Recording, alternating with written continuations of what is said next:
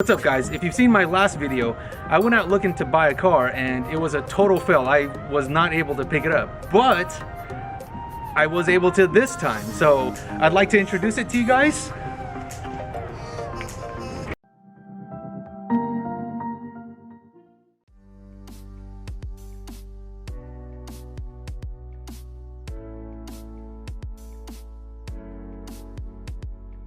I'm pretty excited because it is pretty rare to find one of these bone stock, and especially in this color, taffeta white, which was only offered in 2000, which was the last year. This is a 2000 Honda Civic DX hatchback, and it is the 6th generation of the Honda Civic. The hatchback only came in 2 trims for this generation, CX and DX. The DX is a little higher, but you can option out the CX to pretty much have the same features as the DX. Let's go over some of the standard options on the exterior. The DX came with 14-inch steel wheels with hubcaps. The chassis code is EJ and not EK, and it's also manufactured in Canada and not Japan. And also, this wing right here, this wing is actually painted for the DX. The CXs did not get a painted wing, it was a black color.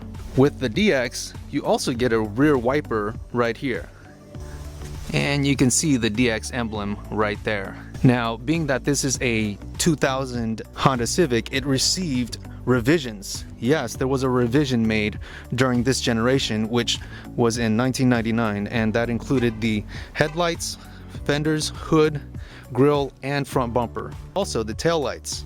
Now let's take a look at the interior. And you can see how clean this interior is for being 18 years old. I mean, shoot, I was quite surprised when I saw this during my inspection. Of course, there's no floor mats in the back seats, and these are not OEM, but they're better than nothing. They came with the car when I bought it.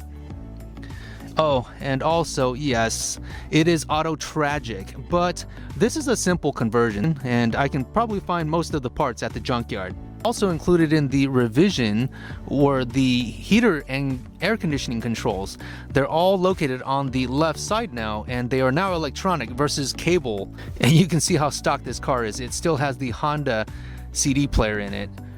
Who the heck uses CD players anymore? The gauge cluster doesn't even have an RPM gauge, which is pretty sad because you wouldn't even know when to shift, but fortunately, this car is automatic, so the automatic transmission is taking care of those duties, but I'm probably gonna have to swap it out for one with an RPM gauge eventually, because, you know, who keeps their Civics stock?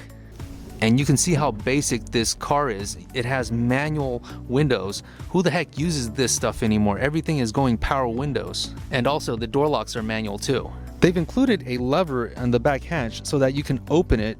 Earlier years didn't have this, and also there's a lock back here now.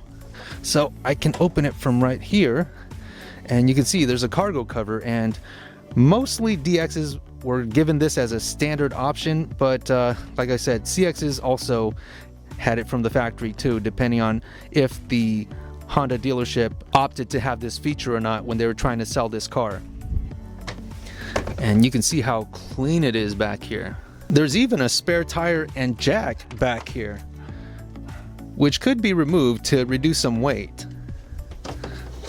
One of the best features of the hatchback is that the rear seats can fold forward, and you would get all this space right here. And look at how easy that pulls forward, and look at all that space you have right now. Obviously, you can't have anyone in the back seats, but man, you can put a lot of stuff back here. There's a cat fight.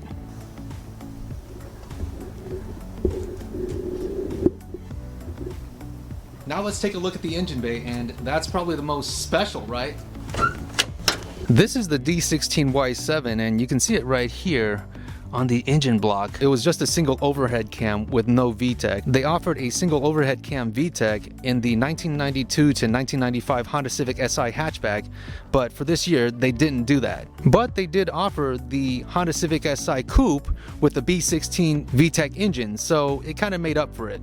Hondas are so good with emissions. Look, you even get a low emissions vehicle label right here just to tell everyone that, hey, you're not polluting the world.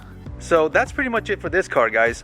I'm thinking about painting the side moldings, maybe a black or a white, just to match up with the car, and even the side skirts, maybe a black or white. I'm not quite sure yet right now. I would like to keep it OEM looking, but it does look cleaner if it was white. Let me know in the comment section below what you guys think. I'll be doing a car review soon, so hit the like button and subscribe button for any future updates that I'll be doing with this car. I'll see you in the next one.